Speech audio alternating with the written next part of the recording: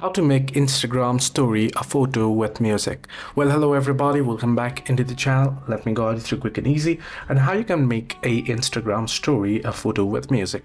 Well, first simply open up Instagram application, then tap on your story plus icon there and proceed to select the story. For example, you want a picture.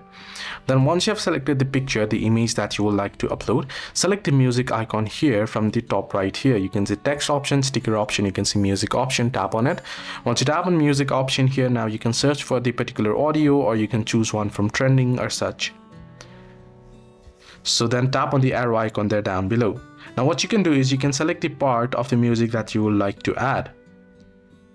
Right, then once you have selected the part, tap on done. You can also choose whether or not to show this particular album here. You can set it to cross and only music. If you want lyrics, you want to select a music that comes with the lyrics, you can select the particular filter for your image and then proceed to upload it.